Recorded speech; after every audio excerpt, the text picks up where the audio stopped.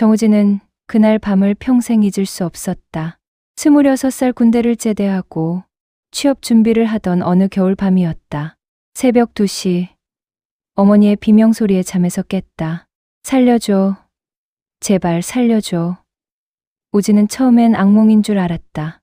하지만 비명소리는 계속됐다. 우진은 침대에서 벌떡 일어났다. 심장이 빠르게 뛰었다. 부모님 방으로 달려갔다. 복도는 어두웠고 손이 떨렸다. 문을 열자 충격적인 광경이 펼쳐졌다.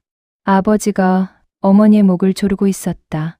어머니는 눈이 뒤집힌 채 발버둥 치고 있었다. 침대 시트를 움켜쥐고 있었고 얼굴이 파랗게 질려 있었다.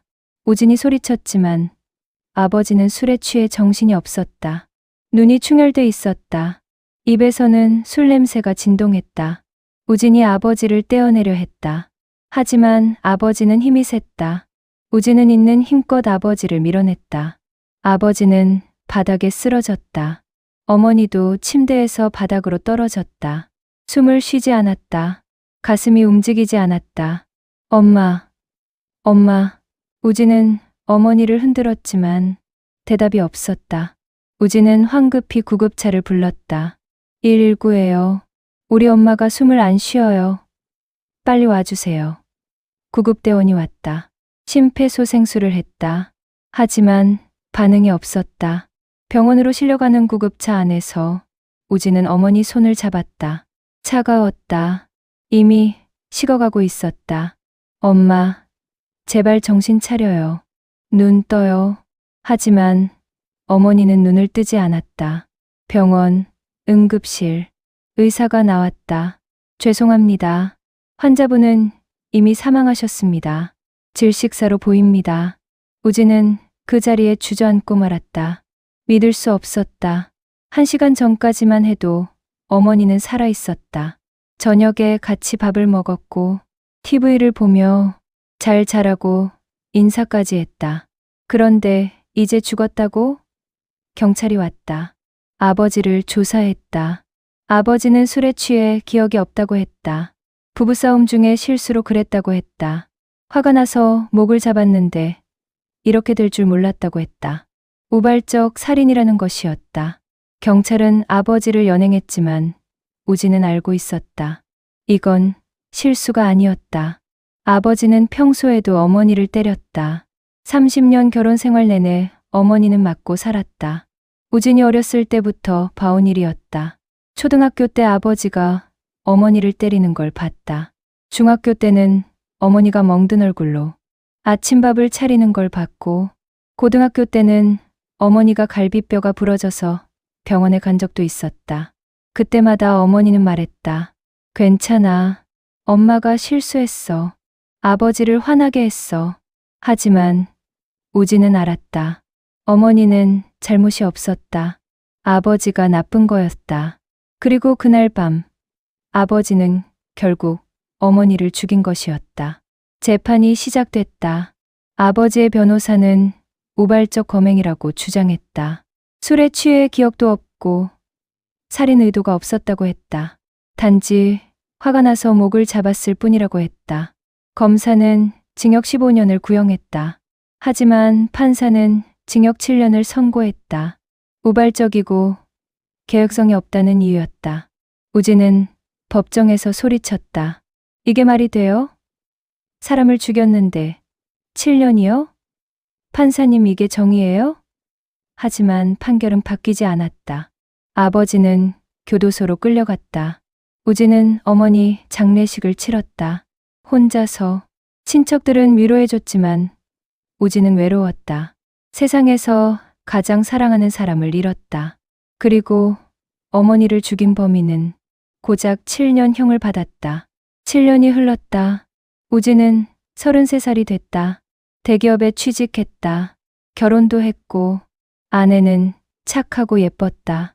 딸도 태어났다. 5살 된 예쁜 딸이었다. 겉으로 보기엔 행복한 가정이었다. 하지만 어머니 생각은 하루도 빠지지 않았다. 어머니 제사를 매년 지냈다. 혼자서 묘소에 가서 이야기했다.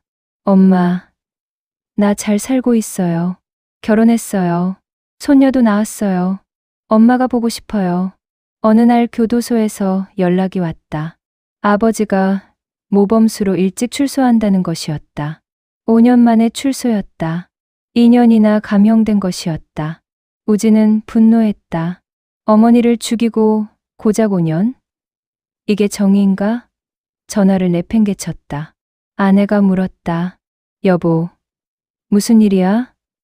우진은 대답하지 않았다. 아버지는 출소 후 우진에게 연락했다. 며칠 뒤였다. 우진아, 아버지 좀 보자. 미안하다. 정말 미안하다. 다시 시작하고 싶다. 우진은 전화를 끊었다. 하지만 아버지는 계속 연락했다. 하루에 10통씩 전화했다. 문자도 보냈다. 우진아, 제발 한 번만 만나자. 아버지가 할 말이 있어. 우진은 무시했다. 하지만 일주일 후 아버지는 우진의 집 앞까지 찾아왔다. 인터폰을 눌렀다. 우진아, 나 아버지야. 문 좀 열어줘. 우진은 문을 열지 않았다. 하지만 아버지는 몇 시간이고 기다렸다. 결국 아내가 나갔다. 아버님 어서 오세요. 들어오세요. 우진은 아내를 말렸다. 여보, 저 사람 들이지 마. 하지만 아내는 말했다. 여보, 그래도 아버지인데 한 번쯤은 만나봐야 하지 않을까? 당신도 마음 정리해야 하잖아. 우진은 마지못해 아버지를 만났다. 거실에 마주 앉았다. 커피를 내왔지만 아무도 마시지 않았다. 아버지는 늙어 있었다. 65의 아버지는 백발이 성성했다. 주름이 깊게 패였다. 등도 굽었다. 5년 전과는 완전히 다른 모습이었다. 우진아, 아버지가 정말 미안하다. 교도소에서 매일 반성했어. 어머니 생각 안 하는 날이 없어. 우진은 차갑게 대답했다. 그래서 뭐 어쩌라고요? 어머니는 돌아오지 않는데요. 아버지는 눈물을 흘렸다. 알아. 아버지가 죄를 지었어. 하지만 그래도 난 내 아버지야. 제발 용서해줘. 우진은 비웃었다. 용서요? 아버지는 어머니한테 용서 구하셔야죠. 하늘에 계신 어머니한테요. 아버지는 우진의 손을 잡으려 했다. 우진은 손을 뿌리쳤다. 우진아, 제발. 아버지 말 좀 들어봐. 나도 이제 나이가 들었어. 앞으로 얼마나 살겠어. 제발. 화해하고 싶어. 우진은 자리에서 일어났다. 용서는 어머니만 할 수 있어요. 저한테 말하지 마세요. 돌아가세요. 아버지는 우진의 팔을 붙잡았다. 제발, 우진아. 나도 살아야 하잖아. 일자리 좀 구해줘. 갈 데가 없어. 돈도 없고. 나 길거리에서 죽으라는 거야? 우진은 아버지를 뿌리치고 방으로 들어갔다.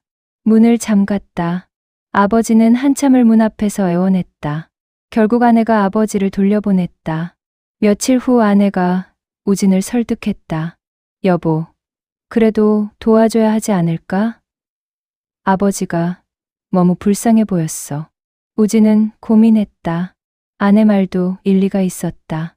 결국 우진은 아버지를 위해 일자리를 구해줬다. 지인이 운영하는 공장에 청소부로 취직시켰다. 월급은 200만 원. 숙소도 제공됐다. 나쁘지 않은 조건이었다. 아버지는 감사하다며 또 눈물을 흘렸다. 고맙다, 우진아. 정말 고맙다. 이제 정신 차리고 살게. 술도 담배도 끊었어. 열심히 일할게. 우진은 대답하지 않고 돌아섰다. 하지만 한 달도 안 돼서 문제가 생겼다. 아버지가 월급을 받자마자 술을 마셨다. 소주 2병을 마시고 공장에서 소란을 피웠다. 다른 직원들과 싸움을 벌여 공장장이 우진에게 전화했다. 우진 씨, 아버님 때문에 곤란합니다. 술 드시고 난리예요. 좀 데려가세요. 우진이 공장에 도착했을 때 아버지는 바닥에 누워 있었다. 술에 취해 정신이 없었다. 우진은 아버지를 차에 태워 집으로 데려갔다. 다음 날 아버지는 해고됐다. 아버지가 우진에게 전화했다. 아들, 미안하다. 실수했어. 한 번만 더 기회를 줘. 이번엔 정말 잘할게. 우진은 한숨을 쉬었다. 다시 일자리를 구해줬다. 이번엔 식당 설거지였다. 하지만 2달 만에 같은 일이 반복됐다. 술 마시고, 주인과 싸우고, 해고되고. 3번째 일자리는 편의점 야간 알바였다. 이것도 1달 만에 날렸다. 술을 마시고 손님과 싸웠다. 3번째 일자리까지 날린 후 아버지는 태도가 바뀌었다. 우진에게 돈을 요구하기 시작했다. 우진아, 500만 원만 빌려줘. 자영업 하려고. 치킨집 차릴 거야.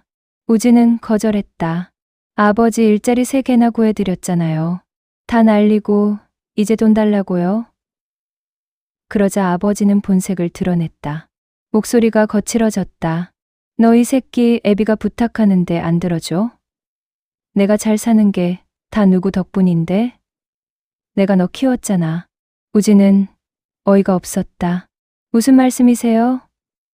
제가 잘 사는 건 제가 노력해서예요. 대학도 제가 장학금 받아서 나왔고요.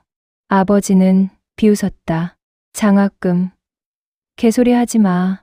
내가 너 대학 보내줬어. 밥 먹여줬고 은혜를 갚아야지. 우진은 분노가 치밀었다. 대학은 어머니가 아르바이트 3개 하신 돈으로 보내주신 거예요. 아버지는 술 먹고 어머니 때리기만 했잖아요. 돈은 한 푼도 안 벌고요. 아버지는 테이블을 탁 쳤다. 이 새끼가 지금 애비한테 말대꾸를 해? 너 버릇 없어졌구나. 혼 좀 나야겠어. 우진은 자리에서 일어났다. 다시는 연락하지 마세요. 나가세요. 아버지는 우진의 멱살을 잡았다. 너 이 새끼 감히 애비한테? 우진은 아버지의 손을 뿌리쳤다. 경찰 부를 거예요. 나가세요. 그날 이후 아버지는 우진을 협박하기 시작했다. 문자가 왔다. 돈 안 주면 내 회사 찾아가서 난리 칠 거야. 내 와이프한테도 다 말할 거야. 내가 날 버렸다고. 불효자라고. 우진은 번호를 차단했다. 하지만 아버지는 진짜 회사 앞에 나타났다. 우진의 상사에게 다가가 소리쳤다. 내 아들 우진이가 애비를 버렸어요. 이런 불효자를 회사에 둬도 되나요? 우진은 한계에 다다랐다. 회사에서도 문제가 됐다. 상사가 불렀다. 우진 씨, 가정 문제 좀 해결하세요. 회사 이미지 안 좋아요. 우진은 변호사를 찾아가 상담을 받았다. 접근 금지, 가처분을 신청할 수 있다고 했다. 하지만 우진은 다른 생각이 들었다. 그날 밤 집에서 7년 전 재판 기록을 다시 찾아봤다. 서류를 하나하나 읽었다. 그리고 놀라운 사실을 발견했다. 당시 목격자가 1명 더 있었다. 옆집 아주머니였다. 당시 60대였던 그 아주머니는 경찰 조사를 받았다. 그날 밤 비명 소리를 듣고 베란다에서 지켜봤다고 했다. 아버지가 어머니를 때리는 걸 봤다고 했다. 하지만 그 증언은 재판에서 채택되지 않았다. 변호사가 직접 본 게 아니라 베란다에서 먼 거리로 봤으니 정확하지 않다고 주장했다. 판사가 받아들였다. 우진은 그 아주머니를 찾아갔다. 이제 70이 넘은 할머니가 된 아줌마는 같은 동네에 살고 있었다. 할머니는 우진을 보자 눈물을 흘렸다. 우진아, 많이 컸구나. 어머니 닮았네. 우진아, 미안하다. 내가 그때 제대로 증언했어야 했는데. 할머니는 충격적인 이야기를 했다. 그날 밤 자세히 봤다는 것이었다. 아버지는 계획적으로 어머니를 죽였다는 것이었다. 싸움이 아니라 일방적인 폭행이었다. 어머니가 이혼하겠다고 하자 아버지가 그럼 죽여버리겠다고 소리쳤다고 했다. 그리고 정말 목을 졸라 죽였다는 것이었다. 할머니, 왜 그때 제대로 증언 안 하셨어요? 할머니는 울었다. 미안하다. 변호사가 협박했어. 거짓 증언하면 위증죄로 고소하겠다고. 나도 무서웠어. 우진은 녹음기를 꺼냈다. 할머니, 이 증언 다시 해주실 수 있어요? 법정에서요? 할머니는 고개를 끄덕였다. 그래.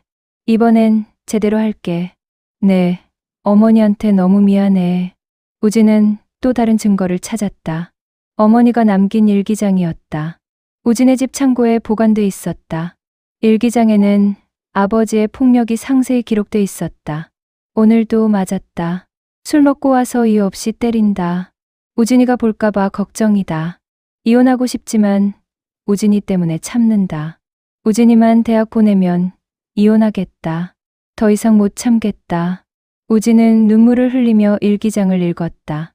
어머니가 얼마나 고통받았는지 알 수 있었다. 우진은 재심을 청구했다. 새로운 증거와 증인이 나타났다는 이유였다. 법원은 재심을 받아들였다. 아버지에게 법원 소환장이 날아갔다. 아버지는 우진에게 전화했다. 목소리가 떨렸다. 이게 무슨 짓이야? 아버지를 또 감옥에 보낼 거야? 우진은 차갑게 대답했다. 아버지는 우발적 살인으로 감형받았죠. 하지만 진실은 계획 살인이었어요. 정당한 벌을 받으셔야죠. 아버지는 울부짖었다. 너 이 새끼, 정말 애비를 죽이려고? 우진은 전화를 끊었다. 재심 재판정은 7년 전과 달랐다. 이제 우진은 충분한 증거를 가지고 있었다. 목격자의 증언, 어머니가 남긴 일기장, 당시 병원 기록까지 모든 것이 준비됐다. 재판이 시작됐다. 검사가 먼저 입을 열었다.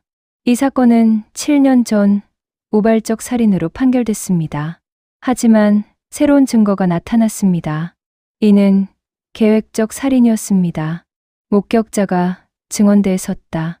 할머니는 떨리는 목소리로 말했다. 저는 그날 밤 모든 걸 봤습니다. 피고가 피해자에게 이혼하면 죽여버리겠다고 소리쳤습니다. 그리고 정말 목을 졸라 죽였습니다. 아버지의 변호사가 반박했다. 증인의 기억이 정확하지 않을 수 있습니다. 7년이나 지났습니다. 하지만 검사가 어머니의 일기장을 제시했다. 판사님, 이것이 피해자가 남긴 일기장입니다. 여기에 피고의 상습적 폭력이 기록돼 있습니다. 법정은 숙연해졌다. 일기장이 낭독됐다. 어머니가 겪은 고통이 생생하게 전해졌다. 오늘도 맞았다. 갈비뼈가 부러진 것 같다. 병원 가고 싶지만 우진이 걱정할까봐 못 간다. 이혼하고 싶다. 하지만 우진이 대학 졸업할 때까지만 참자. 그 후엔 꼭 떠나겠다. 우진도 증인으로 섰다. 어머니는 그동안 여러 번 병원에 실려갔었습니다. 아버지에게 맞아서였습니다. 의사들도 증언했다. 가정폭력의 흔적이 역력했다고. 멍, 골절, 타박상. 이혼을 권유했지만 어머니는 자식 때문에 참았다고 했다. 검사는 이번엔 무기징역을 구형했다. 이것은 계획적 살인입니다. 30년간 아내를 폭행하고 결국 살해했습니다. 상습적 가정폭력의 결과입니다. 엄벌해야 합니다. 아버지의 변호사는 발뺌했지만 증거가 너무 명백했다. 특히 목격자의 증언이 결정타였다. 이혼하면 죽여버리겠다는 아버지의 말을 들었다는 증언. 이것은 계획살인의 증거였다. 판결이 나왔다. 징역 25년. 7년 전 형량의 거의 4배였다. 판사는 판결문을 읽었다. 피고는 30년간 아내를 폭행했고 결국 살해했습니다. 우발적이라는 거짓말로 감형받았지만 진실이 밝혀졌습니다. 이는 계획적이고 잔인한 살인입니다. 엄중히 처벌합니다. 징역 25년을 선고합니다. 아버지는 법정에서 울부짖었다. 우진아, 제발. 아버지 좀 살려줘. 나 이제 늙었어. 감옥에서 죽으라고? 하지만 우진은 뒤돌아보지 않았다. 법정을 나서며 우진은 하늘을 올려다봤다. 어머니, 이제 편히 쉬세요. 정의가 실현됐어요. 늦었지만 정의는 왔어요. 눈물이 흘러내렸다. 7년을 기다린 복수였다. 아니, 복수가 아니라 정의였다. 어머니를 위한, 그리고 모든 가정폭력 피해자를 위한 정의였다. 집으로 돌아온 우진을 아내가 안아줬다. 여보, 고생했어요. 이제 마음 편히 사세요. 어머님도 하늘에서 기뻐하실 거예요. 우진은 고개를 끄덕였다. 어린 딸이 다가와 물었다. 아빠, 왜 울어요? 우진은 딸을 안아 올렸다. 아빠는 할머니 생각나서 그래. 할머니가 하늘에서 웃고 계실 거야. 우진은 딸을 꼭 안았다. 딸에게 다짐했다. 너는 이런 고통 겪지 않게 해줄게. 아빠가 평생 지켜줄게. 그날 밤 우진은 어머니 사진 앞에 섰다. 엄마, 정의가 이뤄졌어요. 늦었지만요. 이제 편히 쉬세요. 사랑해요, 엄마. 에필로그. 15년이 흘렀다. 우진은 40대 후반이 됐다. 딸은 대학생이 됐고 아들도 고등학생이었다. 어느 날 교도소에서 연락이 왔다. 아버지가 위독하다는 것이었다. 암 말기였다. 우진은 고민했다. 아내가 말했다. 여보, 그래도 한번 가보는 게 어때요? 마지막일지도 모르잖아요. 우진은 교도소를 찾아갔다. 80이 된 아버지는 앙상하게 말라 있었다. 우진아, 왔구나. 아버지의 목소리는 가늘었다. 우진은 말없이 서 있었다. 아버지가 떨리는 손으로 편지를 내밀었다. 이거 내 어머니한테 쓴 편지야. 미안하다고, 용서해달라고. 우진은 편지를 받지 않았다. 어머니한테 직접 전하세요. 곧 만나실 테니까. 아버지는 눈물을 흘렸다. 미안하다. 정말 미안하다. 우진은 돌아섰다. 뒤돌아보지 않았다. 일주일 후 아버지의 부고가 왔다. 우진은 장례식에 가지 않았다. 대신 어머니 산소를 찾았다. 어머니, 그 사람 죽었어요. 이제 정말 끝났어요. 바람이 불어왔다. 따뜻했다. 우진은 미소를 지었다. 이제 정말 모든 게 끝났다.